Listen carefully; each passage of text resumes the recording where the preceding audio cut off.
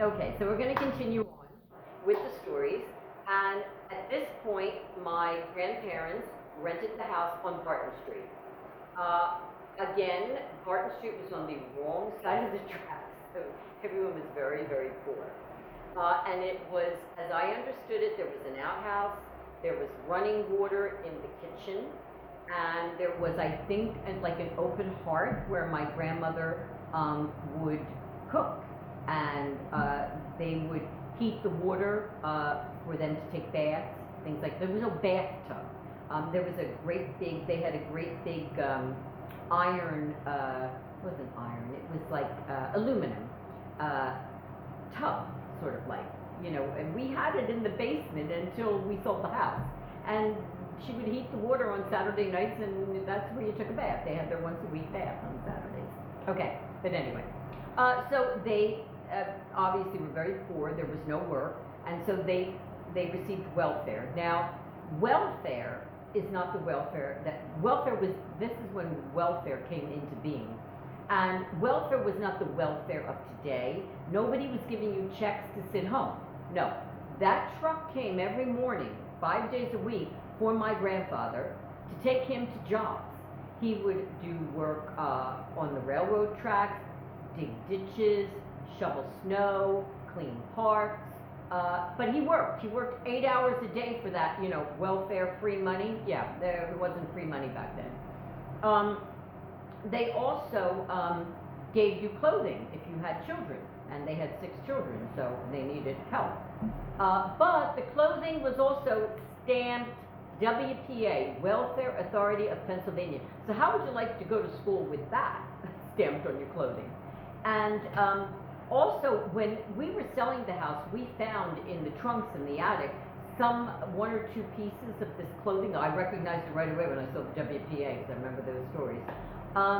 And they were like burlap sacks. They were like prison wear. I mean, they were horrible, but better than nothing, I guess. So my mother said that they would, the kids would go to the railroad tracks and rob coal from the trains, from the freight trains. So because even though they made money, my grandfather made some money with the welfare, it wasn't enough to really, enough for the coal that they needed to cook for the entire week, and to, heat the water on Saturday nights. And my grandmother used to, at night in the wintertime, heat bricks. And then she would put the bricks at the bottom of each bed, and that was so that the bed wasn't, was warmer when you got into bed at night to go to sleep. Now imagine Philadelphia winters, New York winters, and all you have is a brick at the bottom of the bed to keep it's hard for us to imagine that. But also, they, for food, they had to be inventive. Being Italian, knowing the food that they ate, it was pretty good food. I mean, pasta, which is a good thing. But also, she said they didn't get meat. They would have meat on a Sunday because they usually had chickens in the yard where they would get eggs from, and I guess occasionally they killed a chicken, and that's how you got your chicken. And she said veal was inexpensive back then, so occasionally they would have veal on a Sunday. But most of the time it was pasta, or as a lot of you Italian Americans would know, she would make what today is called ratatouille, which is eggplant, squash, and zucchini in olive oil with onion and garlic, and sometimes tomato sauce with Italian bread. Oh my God, it's just thinking about it makes your mouth water. They would have potato and egg sandwiches, pepper and egg sandwiches. I mean, these were all really, this is all, like, I remember growing up, my mother would make this stuff sometimes for lunch for us when we would come home for lunch. And this is not like the kind of food that is hard to eat. This is really tasty, good food. But you figure they had 6 kids, it was filling, it worked. And she also told me a story that the house apparently was haunted. Back, I guess, around 1935, 36-ish, my grandfather started working. and he worked nights. And he would sleep during the day, and my grandmother, especially in the summer and even in the winter, would shoo the kids outside so that, you know, they weren't making a lot of noise and my grandfather could sleep. And he was complaining, Rosa, tell the kids to stop calling me, stop waking me up. And she was like, what? The kids are outside. What are you talking about? They're not even near the house.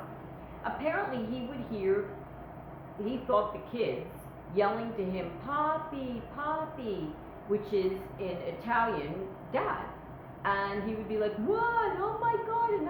And so they couldn't figure that out. And then my grandmother said sometimes at night, she would hear like a tumbling down the steps. And she would run out of bed and run to the bedroom door and run to look at the stairs and see, and then go in not all the kids, there was the kids' room and her and my grandfather's room.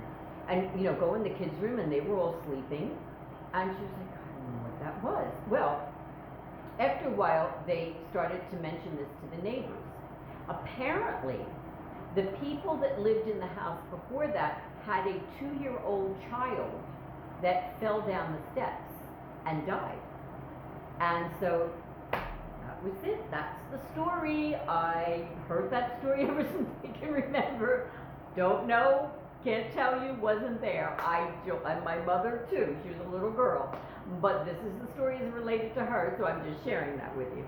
Okay, so I'm going to stop for now. And I want you to all be well, sorry. And that's it. And remember, please, where there's breath, there's hope. Until next time, bye.